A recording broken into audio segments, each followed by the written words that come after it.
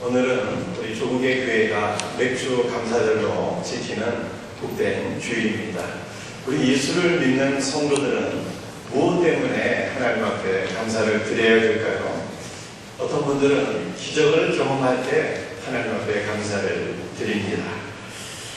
불치병 환자가 예수 그리스도를 믿어서 치유를 받게 되었습니다.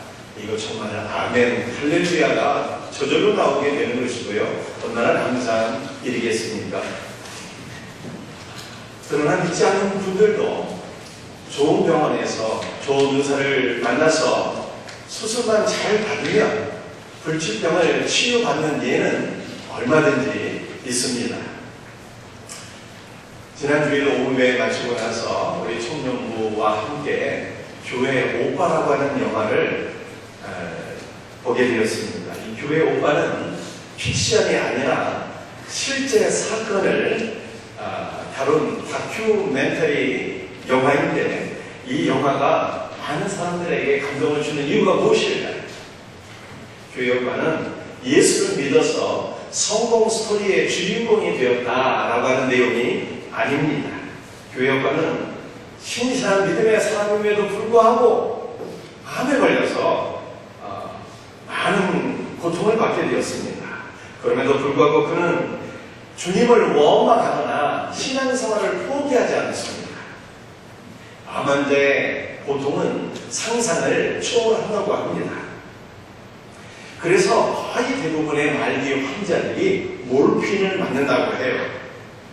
그러나 교회 오빠는 말기암 상태에서도 이 몰핀을 거부하게 됩니다.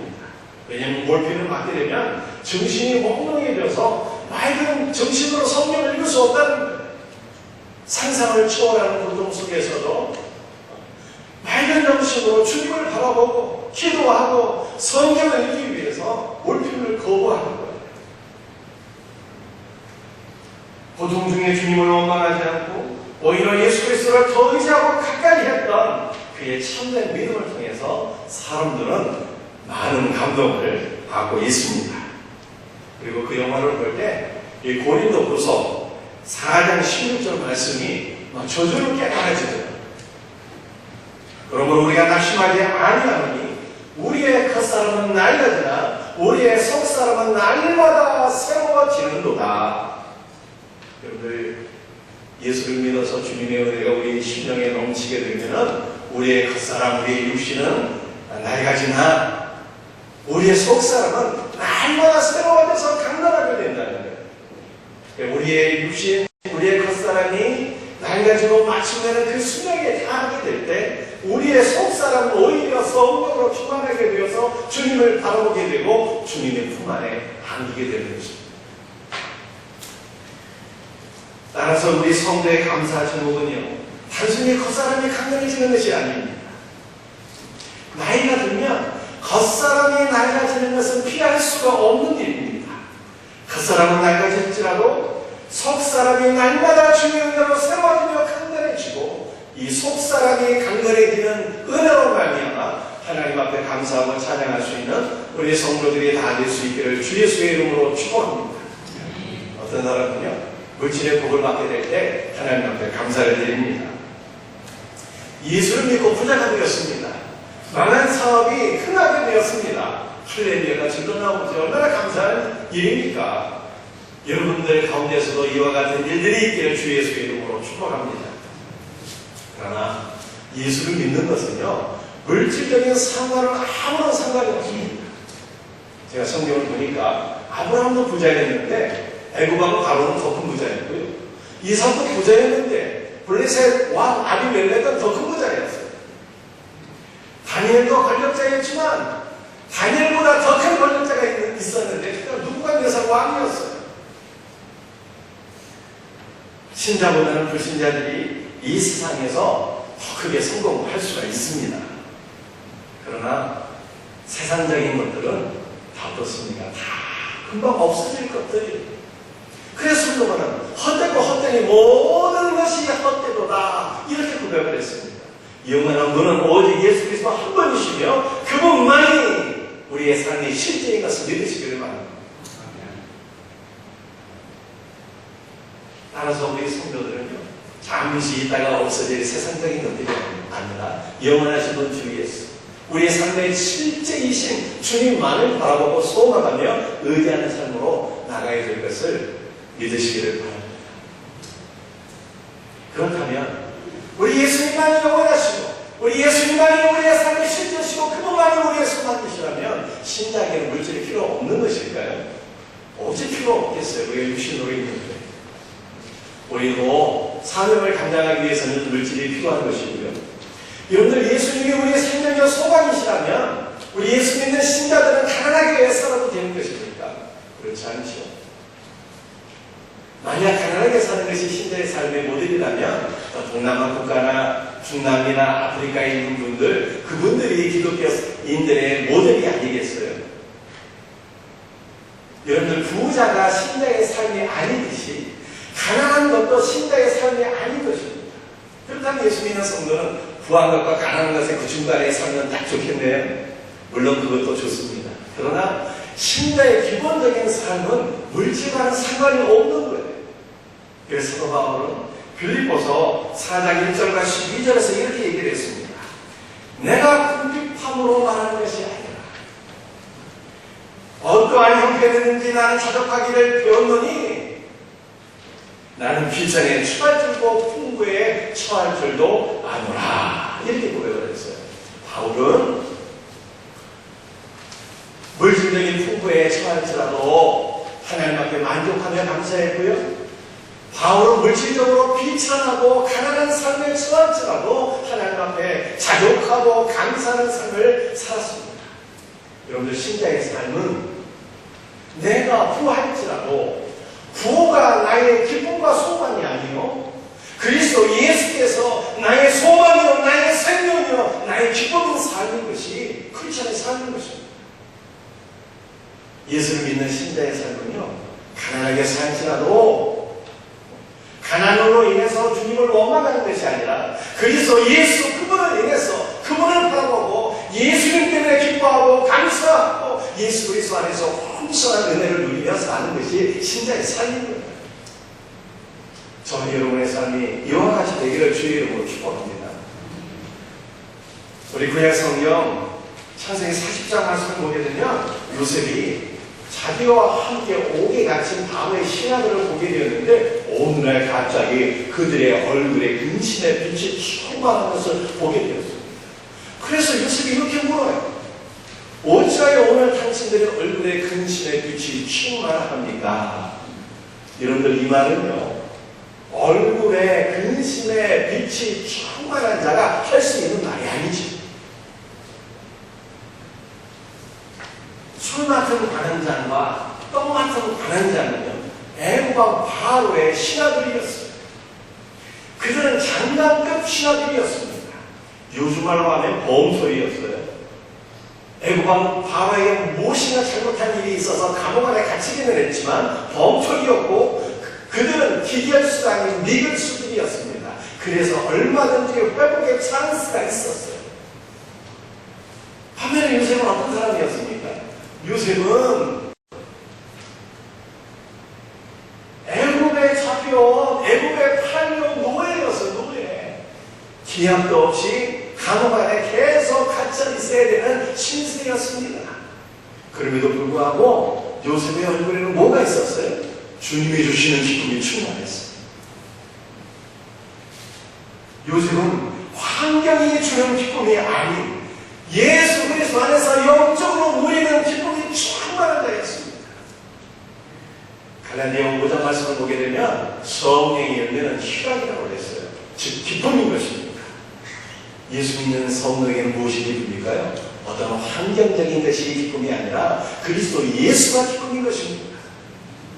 우리 안에 그리스도 예수가 계시면 육체적인 기쁨이 아니라 어떤 감정적인 기쁨이 아니라 영적인 기쁨, 예수께서 나에게 죄사함을 주시고 영원한 생명을 주셨다고 하는 영적인 기쁨이 충만하게 되는 것입니다. 성도는 눈에 보이는 것들로 기뻐하지 말고 눈에 보이지 않는 것들로 기뻐해야 돼요. 만약 우리가 눈에 보이는 것들로 기뻐한다면 눈에 보이는 것들이 없어지게 되면 어떻게 됩니까? 우리의 기쁨도 다 사라지게 됩니다. 따라서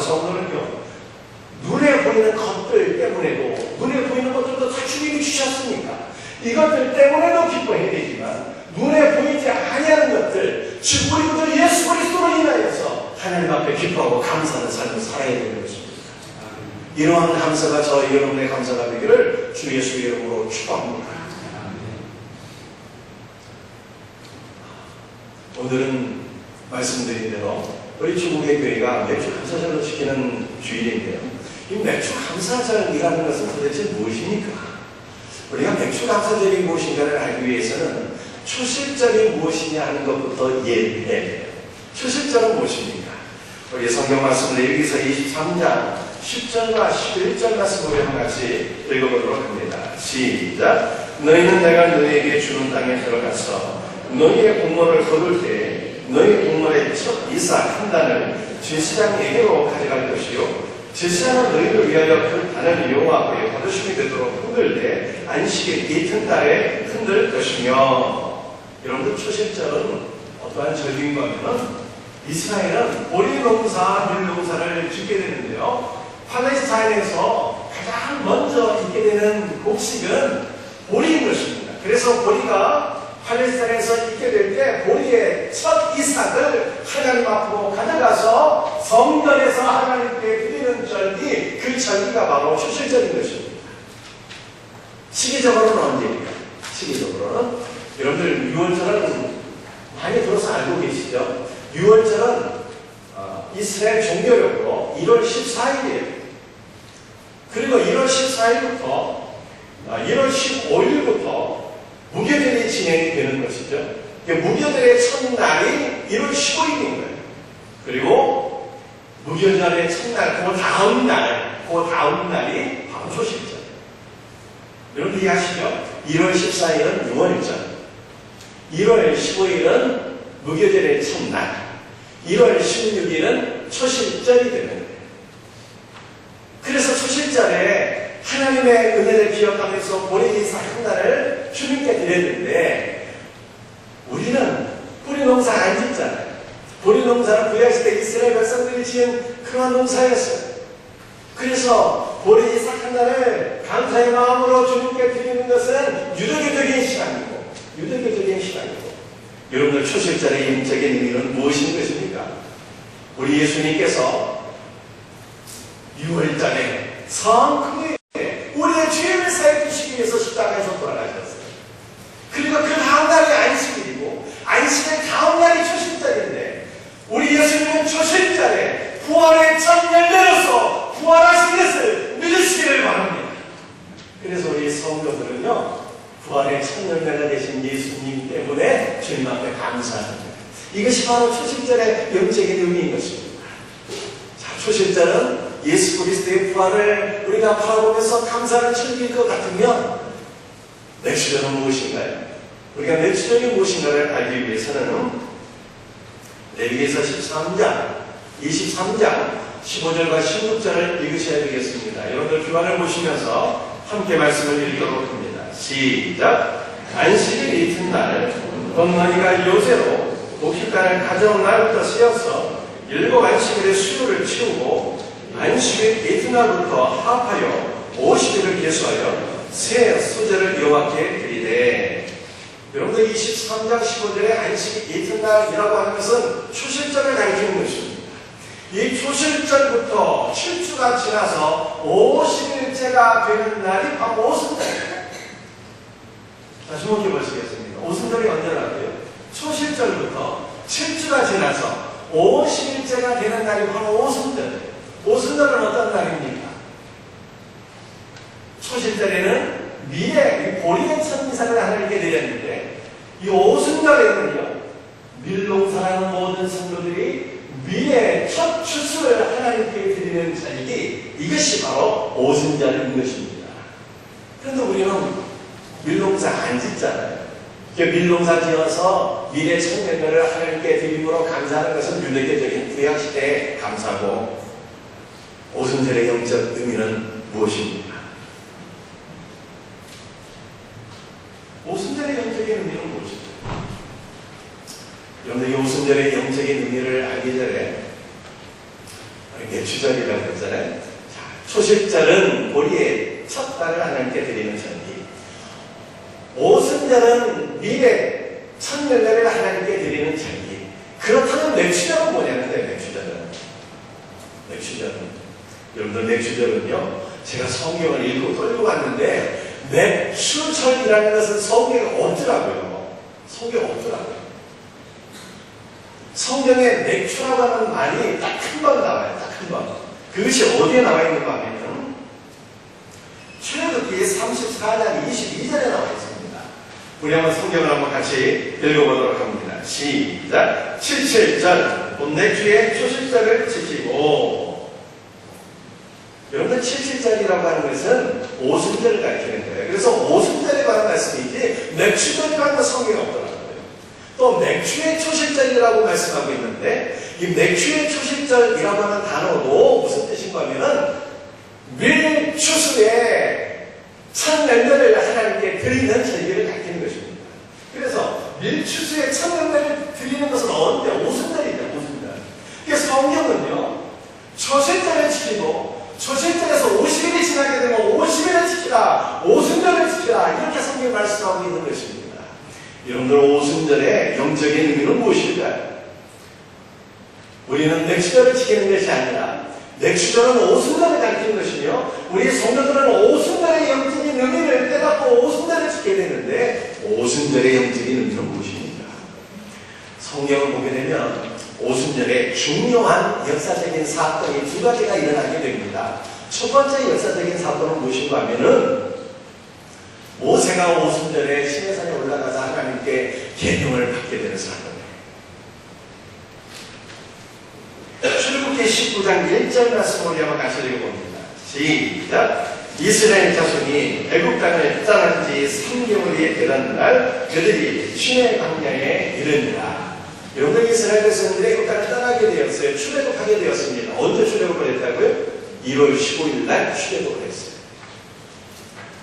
그래서 3개월이 되던 날 시내 광야에 도착했는데요. 1월 15일 날 애굽을 떠나서 만 3개월이 되었을 때 90일이 지났을 때 시내산에 도착했다는 말이 아닌 것입니다. 1월 15일 날 15일 날 애굽을 떠나게 됐는데 세 번째 달의 첫째 날 시내 광야에 도착했다는 뜻이에요.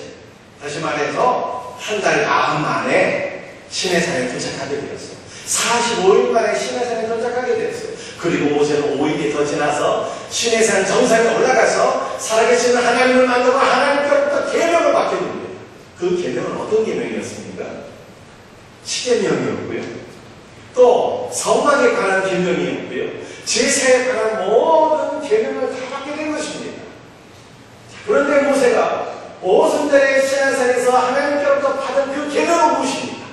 그 계명은요, 겉으로 보게 되면 계명이었는데 그 계명은 예수님께서 나를 가리키는 것이다 이렇게 말씀하셨어요. 그것이 요한복음 5장 39절 말씀.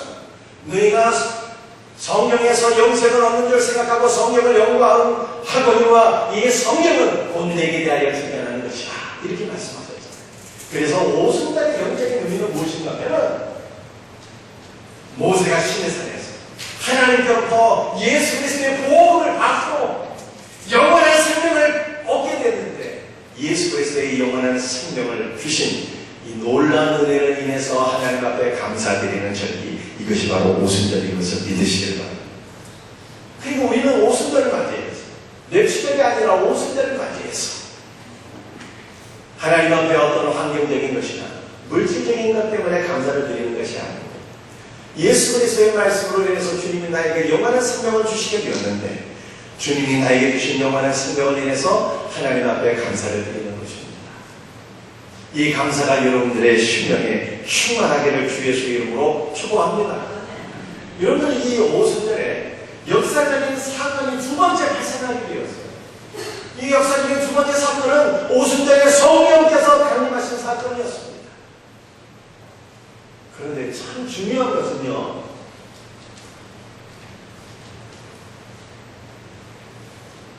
모세가 시내산에 올라가서 하나님께 계명을 받은 사건과 이 사건이 1600년이 지나서 오순절에 다시 한 번 더 반복이 되는데 그것이 바로 성령 강림 사건이었어요. 그래서 시내산에서 모세가 계명을 받은 것과 오순절 성령 강림 사건은 본질적으로 똑같은 사건이었어요. 왜 똑같은 사건이 반복되었는가 하면 이것이 우리의 구원을 위해서 너무나도 중요한 사건이었기 때문에 하나님께서 반복하여서 우리에게 또다시 말씀하신 것입니다. 여러분도 오순절 성령의 강림 사건은 어떠한 것이었을까요? 사도행전 2장 1절과 2절 말씀을 우리 한번 같이 읽어보도록 하겠습니다. 시작. 오순절 날이 이미 이르매 그들이 다같이 한 곳에 모였더니 호련히 하늘로부터 급하고 강한 마음 같은 소리가 있어 그들이 앉은 온 집에 가득하며 이 사건이 오순절에 성령께서 강림하신 사건이 신의 산에서 하나님께서 강림하신 사건과 동일한 사건이었다는 거예요. 똑같이 오순절에 이 두 사건이 일어나게 되었습니다. 여호와 하나님께서 신의 산에 강림하셨는데요. 그 여호와 하나님 누구십니까? 여호와라는 말이 퀴리오스 주님이자 예수님. 예수님께서 모세에게 강림하셔서 생명의 말씀을 주신 거예요. 이 사건이 1600년이 지나서 또 한 번 반복되었어요. 성령님께서 오순절에 사도들과 믿는 모든 성도들에게 강림하셨습니다. 성령님은요 제3의 하나님이에요. 성령님은 진리의 영이십니다. 예수 그리스도의 영이 진리의 말씀을 믿게 하시고 깨닫게 하시고 가르쳐 주시고 그런데 그 진리의 말씀이 누구입니까? 예수님이 진리의 말씀이죠. 그 성령과 예수님은 나눌 수가 없어요. 분리될 수가 없습니다. 성령과 예수님은 한 분. 아버지 하나님과 예수님이 한 분이십니다. 성령님과 예수님은 한 분이십니다. 하나이십니다. 그래서 오순절에 성령께서 강림하실 때 성령 안에서 예수님과 함께 강림하신 것을 믿으시길 바랍니다. 왜 강림하셨습니까? 무엇 때문에 강림하셨습니까? 복음의 말씀을 통해서 우리들에게 영원한 생명을 주시기 위해서 강림하십니다. 사도들이 초대교회 120명의 모든 성도들이 말씀을 통해서 성령의 강림을 받게 되었습니다. 사도행전 2장 2절에 그들이 앉을 때에 성령이 하늘로부터 급하고 강한 바람같이 임했다고 했는데 앉아있다는 것이요 바로 모든 성경에서 앉아있다고 하는 것은 말씀을 받을 때의 자세를 의미합니다. 예수 그리스도께서 사도들을 통해서 말씀하실 때 하늘로부터 성령이 강림하셨다는 거예요. 왜 성령이 강림하셨습니까? 성령 안에서 예수께서 강림하신 것은 그 말씀 안에서 우리들에게 영원한 생명 주시기 위해서 강림하십니다. 여러분들 그러므로 우리는 오순절에 무엇을 하나님께 감사해야 될까? 어떤 물질적이고 환경적인 것 때문에 감사하는 것이 아니요 우리 예수님의 신자들은요 우리에게 영원한 생명 주신 예수님 때문에 감사해야 됩니다. 할렐루야.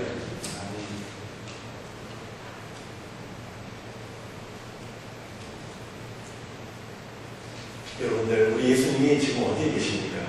우리 예수님 어디 계셔요? 예수님은 우리의 마음 가운데 계시잖아요. 아니 예수님은 분명히 부활하시고 승천하셨는데 부활하시고 승천하신 예수님께서 왜 우리 마음에 지금 계시는 것입니까? 언제 우리 마음에 오셨어요? 언제? 오순절에 성령 안에서 우리에게 오셨어요. 그래서 요한복음 14장에 이렇게 말씀하고 있습니다. 내가 너희를 위하여 거처를 예비하러 가노니 가서 너희를 위하여 거처를 예비하면 내가 다시 와서 너희를 내게로 용접하여 나 있는 것에 너희도 있게 하리라. 내가 다시 오리라 말씀하셨는데 언제 다시 오신 거예요? 오순절에 우리에게 성령 안에서 다시 오셔서 예수께서 우리 안에 지금 살아계신 거예요.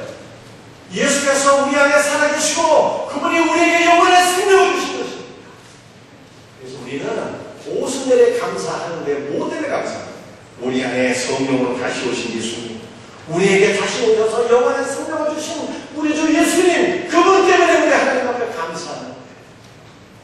오순절에 이러한 감사, 영적인 생명을 주신 예수 그리스도로 인해서 감사하는 성도들이 될 수 있기를 주 예수의 이름으로 축복합니다. 아멘이 왜 이렇게 시원찮은 거예요? 여러분들 우리 아멘할 때는 크게 아멘을 하셔야지.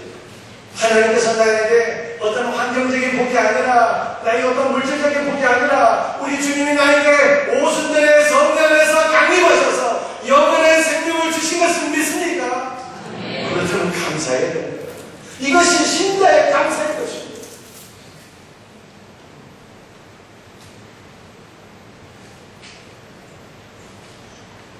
여러분, 우리는 오순절을 맞이해서 내가 무엇을 하나님 앞에 기도해야 되고 나는 어떻게 살아야 될 것을 깊이 고민하셔야 돼요. 여러분, 우리가 오순절에 하나님 앞에 기도할 제목이 있는데 그것은 무엇입니까? 어떠한 물질적이고 환경적인 것을 위해서 기도하는 것이 아니라 주님이 나에게 영원한 생명 주시면서 성령에서 우리에게 다시 오셨는데 우리 구주 예수 그리스도의 생명으로 내가 충만하게 하옵소서. 여러분, 이것을 구하셔야 돼요. 그리고 우리 자신과 우리의 자녀 세대가 오순절에 하나님 앞에 바쳐지는 거룩한 제물이 되어서 하나님 앞에 귀하게 쓰임받는 그리스도 예수의 일꾼이 되게 없어서 우리는 이것을 위해서 또한 기도해야 되는 것입니다.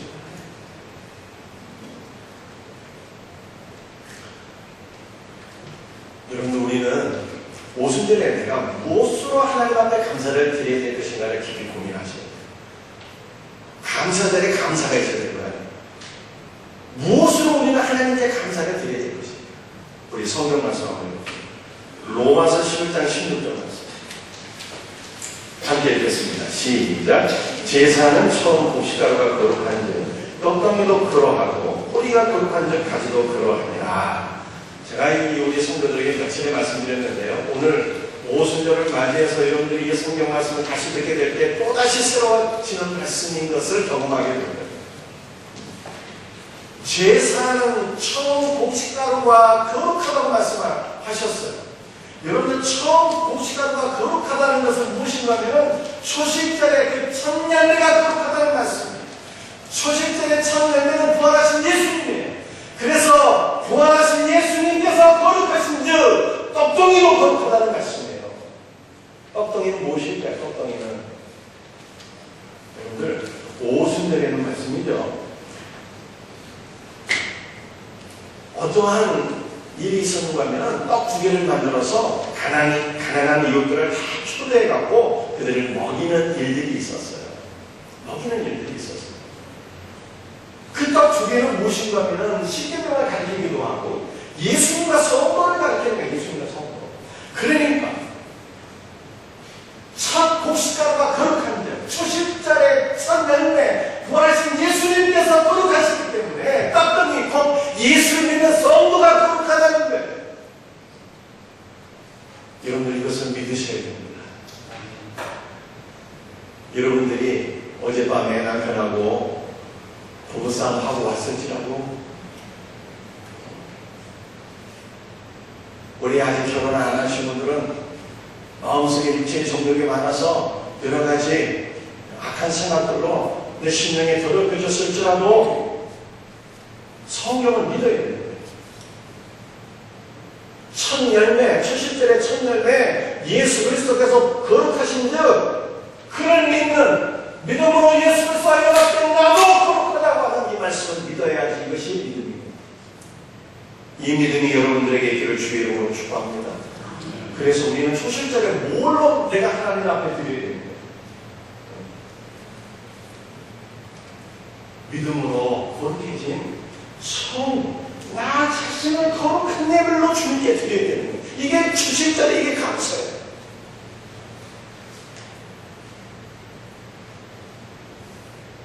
여러분들 오순절에는 이 떡 주덩이를 하나님 앞에 가난한 사람들을 다 초대해서 먹여주세요. 떡 주덩이. 그런데 그 떡 주덩이는 우리나라에서 명절 때 먹는 이 절편 조그만 떡 주덩이가 아니고 아주 큰 떡이에요. 떡 주덩이가 밀가루 4.4리터 만든 아주 큰 떡이에요. 많은 사람들을 먹일 수 있는 떡이에요. 그래서 우리 예수를 믿는 성도는요, 내가 어떻게 살아야 되느냐? 예수 그리스도와 연합한 내가 하나님 앞에 거룩한 떡이 되었고 거룩한 떡이 된 나 자신을 많은 이들에게 생명의 떡으로 나 자신을 자신을 줄 수 있어야 된다는 거예요. 이것이 오늘 오순절을 살아가는 신자의 삶인 것을 믿으시길 바랍니다. 오늘 제가 최근에 우리 믿음의 조상들에 관한 말씀들을 드렸죠. 감육의 창시자인 주한 웨슬레에 관한 말씀을 드렸고, 또 아르메니아의 조명자, 생명의 빛을 비추었던 그의 고리에 관한 말씀도 드렸는데요. 오늘 우리나라에 관한 말씀을 제가 드리고자 해요. 예수 그리스도를 알지 못하고 가난과 질병, 또 영적인 사망 가운데 거했던 우리의 옛 조상들, 우리 조선 땅의 생명의 빛을 비추는 분이 계셨어요. 많은 선교사가 계셨지만 오늘은 제가 그분들 가운데 한 분인 제임스 홀과 그의 가족에 관한 말씀을 드리고자 합니다. 여러분들, 제임스 홀이라고 하는 미국인 청년이 있었는데요. 제임스 홀은 1887년에 무디 목사님을 통해서 말씀에 큰 은혜를 받게 됩니다. 그리고 그 말씀을 통해서 선교의 부름을 받게 돼요. 제임스야, 너는 가난하고 예수 그리스도를 알지 못해서 영적인 사망 가운데 있는 아시아에게로 가서 아시아인들에게 복음을 증거합니다. 이 선교의 소명을 받은 이후에 제임스 홀은 뉴욕의 한 의과대학에서 수학을 하고 의사가 된 이후에 가난한 빈민들에게 의료 선교를 펼치다가 1891년도 12월 달에 31살의 젊은 나이에 조선 땅에 의로 선교사로서 오게 됩니다. 그리고 그 믿음의 배우자와 로제타라고 하는 젊은 여의사와 더불어서 결혼을 하고 서울에서 사역하다가 평양으로 이주. 그래서 평양에 의료 선교 활동을 통해서 교회를 세우고 복음을 신고하며 생명의 빛을 비추게 됩니다. 그런 와중에 이 조선 땅에 전쟁이 발발하게 되는데 그 전쟁이 바로 청일 전쟁이었어요. 청나라와 일본이 조선 땅에서 전쟁을 벌이게 되었습니다. 이 청일 전쟁으로 인해서 많은 중국 사람들 또 일본 사람들이 죽었던 것은 물론이고 그 전쟁통에 많은 조선 사람들도 희생을 당하게 됩니다. 그런데 이 제임스 홀은 평양에서 의로 선교사로서 활동하면서 그 청일 전쟁에 죽어가는 많은 군인들, 많은 조선 사람들을 치유하게 되는데 너무 과로를 해서 말라리아에 걸리게 되고 조선에 온 지 만 4년이 안 되어서 그만 죽게 됩니다. 그때가 1895년 11월 24일이었어요. 만 4년이 안 되어서 주님의 품으로 돌아가게 됩니다. 그런데 이때 그의 아내 로제타 홀은 이미 아들을 하나 낳았고요. 두 번째 임신 중이었습니다. 로제타 홀은 출산을 위해서 미국으로 돌아가게 됩니다. 그리고 미국에서 사랑하는 남편 제임스 홀의 숭고한 뜻을 기리고자 선교 모금 활동을 벌이게 되고요. 그리고 1898년 5월 달에 남편이 잠들어 있는 조선으로 다시 돌아오게 됩니다. 아마 보통 여자 같았으면 남편을 죽게 한 그 조선 땅 생각지도 않았을 거예요. 조선을 위해서 그 어떠한 일도 하기를 원치 않았을 거예요. 그러나 남편의 숭고한 뜻을 잊고자 다시 돌아오게 됩니다.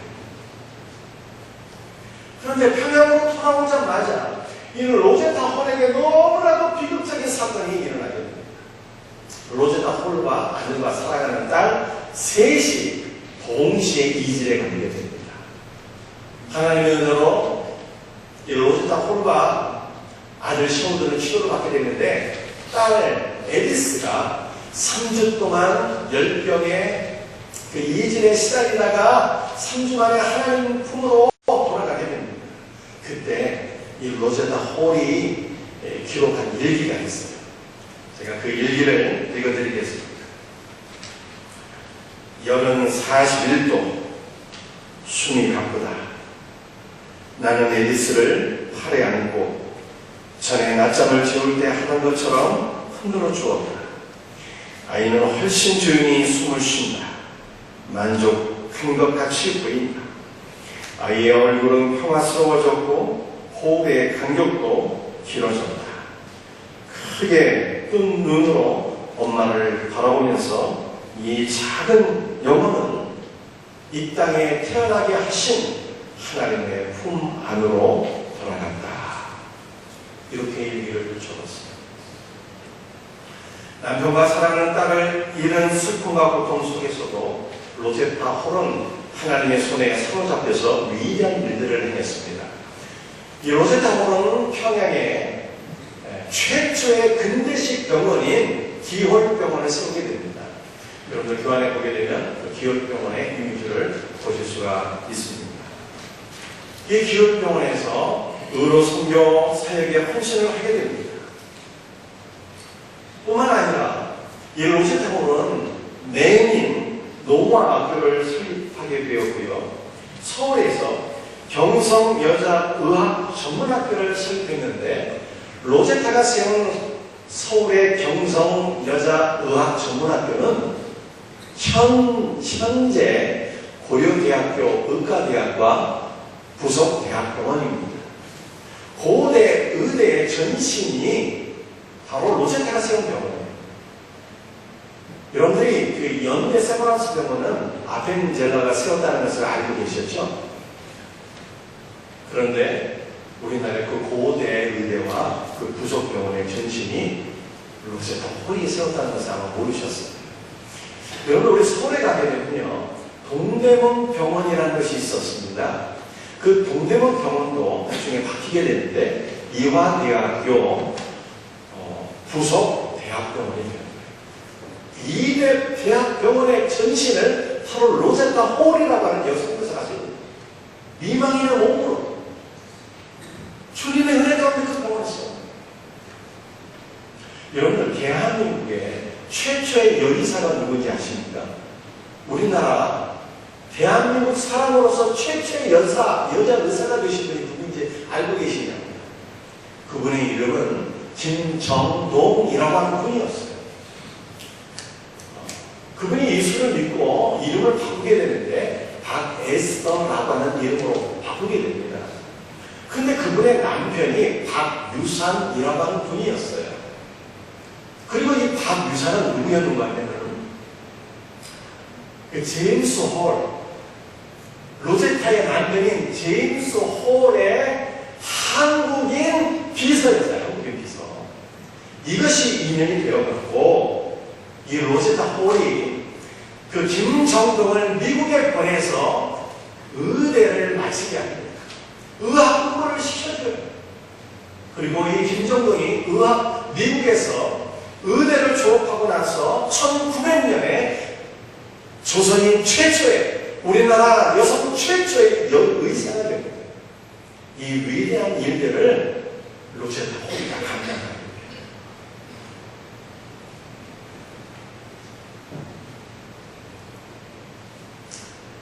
이렇게 남편과 더불어서 43년 동안 지속된 로제타 홀의 헌신으로 평양에 세워진 이 기독병원, 기홀병원은 말씀이죠. 한반도의 북반구를 생명의 빛으로 비치는 선교의 센터가 되었습니다. 로제타 홀에게 아들이 하나 있었는데 그 아들의 이름이 셔드 홀이었어요. 셔드 홀. 셔드 홀은 토론토 의대를 졸업하고 믿음의 아내 메리언이라고 하는 여의사를 만나서 조선으로 돌아오게 됩니다. 셔드가 자신의 사랑하는 아버지 또 자신의 여동생 에디스가 잠들어 있는 조선으로 돌아와서 아버지의 대를 이어서 우리로 선교 사역을 하게 됩니다. 초도는 해주에 우리나라 최초의 결핵 전문 병원인 구세요양병원을 세우게 됩니다. 여러분들 이 기록에 보게 되면 옛 조선에 결핵 환자들이 그렇게 많았대요. 폐결핵 환자. 그런데 이 조선 땅의 폐결핵이라고 하는 것은 그 당시에 저주받은 질병으로 인식이 되었어요. 우리 성경에 보게 되면 문둥병 환자가 있지 않습니까? 이 문둥병은 전염성이 있었고 또 하늘에 이 천명을 받은 저주를 받은 병이라 생각되어서 격리 수용을 했잖아요. 비참하게 죽어갔어요. 이 문둥병 환자가. 마찬가지로 이 결핵 환자들이 하늘의 저주를 받은 자로 각인이 되어서 가족들로부터 보호를 받지 못하고 버려진 채 비참하게 죽어갔습니다. 그러한 자들에게 이 시온홀이 예수 그리스도의 사랑으로서 생명과 은혜와 치료의 빛을 비춰주었던 거예요. 얼마나 감사한지. 또 이 소두 부부는요, 결핵 치료의 증언을 마련하기 위해서 1930년도 우리나라 최초로 크리스마스 씨를 만들어서 결핵 퇴치를 위한 재정을 모으게 됩니다. 여러분, 우리가 어렸을 때 우표와 더불어서 씨라는 거 다 아시죠? 그 씨를 최초로 만든 사람이 우리나라에서 바로 시온홀이었습니다. 그리고 그는 결핵협회를 조직해서 결핵에 대한 위생 교육과 치료와 예방 운동을 벌이게 됩니다. 그리고 그 와중에 1934년에 시온홀이 아들을 낳게 되는데요. 그 아들의 이름이 프랭크였어요. 그런데 아들을 출산하자마자 그 아들이 죽게 됩니다. 그래서 그 아들을 양화진이라고 하는 것은 외국인 선교사 묘지입니다. 그 양화진에 묻게 됩니다. 그리고 1940년대 일본이 미국과 더불어서 전쟁을 앞두고 이 시온홀을 조선 땅에서 추방하게 됩니다. 조선 땅에서 추방당한 이 시온홀이 1984년도에 우리나라에 대한 결핵협회의 초청으로 내한하게 됩니다. 1984년도 시온홀의 나이가 91세였어요. 그 시온홀가 대한민국으로 다시 돌아와서 이런 말을 남기게 되었습니다. 나는 여전히 한국을 사랑합니다.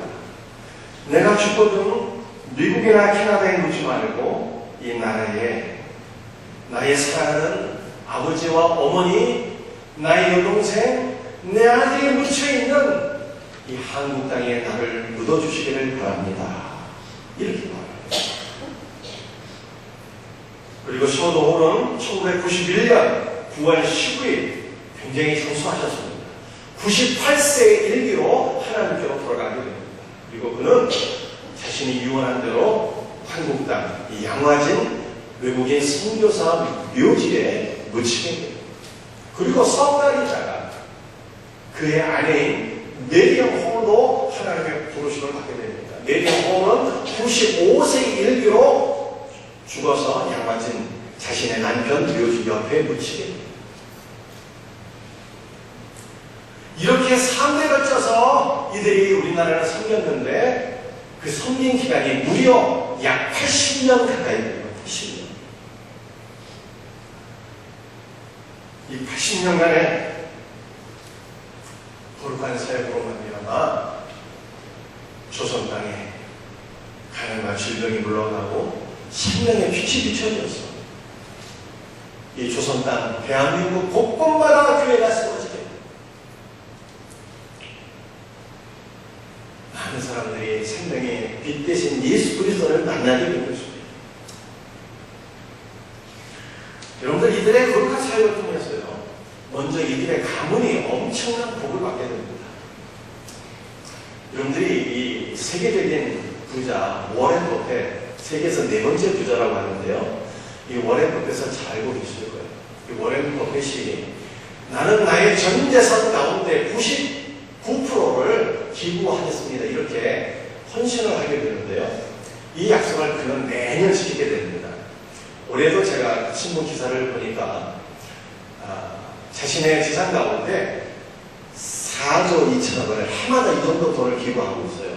4조 2천억이 넘는 돈을 기부를 했는데 5개 재단에 이 돈을 나눠서 기부를 합니다. 월에 분씩. 그런데 그 5개 기관 가운데 한 기관이 바로 셔우드 재단이에요. 셔우드 재단. 셔우드 재단. 제임스와 로제타의 아들 셔우드 재단을 통해서 월에 법배식 기부를 합니다. 그러니까 이 셔우드 가문은 말이죠. 모든 미국 사람들이 인정하고 사랑하고 존경하는 신앙의 명문 가문이 되고 싶습니다. 셔우드 가문만 복을 받은 게 아니에요. 여러분, 우리나라도 복을 받았잖아요. 그들의 섬김을 통해서, 그들의 거룩한 사역을 통해서 대한민국에 교회가 없는 곳이 없겠네요. 우리나라는 전후 2차 대전 이후에 원조를 받던 나라에서 원조하는 나라로 우리나라가 이렇게 발전하게 되었습니다.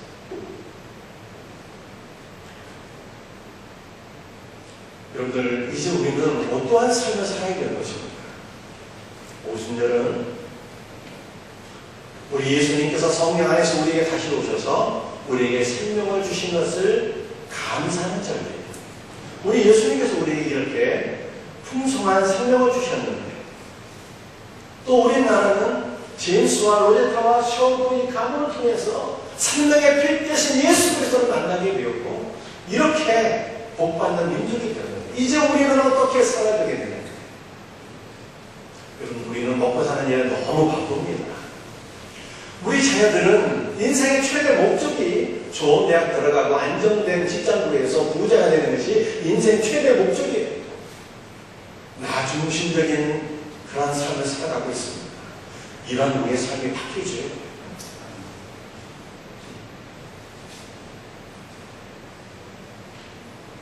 오순절에 성령 안에서 다시 오셔서 생명 주신 예수 그리스도를 바라보면서 주님의 풍성한 생명을 우리도 나누는 자가 되어야 되는 거예요. 로제타와 셔우드 가문처럼 우리도 생명의 빛 대신 예수 그리스도를 비출 수 있는 복된 삶으로 나가기를 주 예수 이름으로 축복합니다. 오순절에는 떡 2개를 나누어서 많은 사람들에게, 가난한 빈민들에게 나누는 삶을 살았는데, 이제 우리는 예수 그리스도와 함께 연합된 우리 신당은 우리가 이제는 생명의 떡이 되었어요. 전 세계 모든 사람들을 먹이는 자가 되어야 됩니다. 육신의 양식만이 아니라 생명의 떡이 되어서, 말씀의 떡이 되어서 온 세상 사람들을 먹이는 로제타와 같은, 셔우드와 같은, 여러분, 이렇게 복된 크리스천들이 다 될 수 있기를 주 예수 그리스도의 이름으로 축복합니다. 우리 다 같이 일어나셔서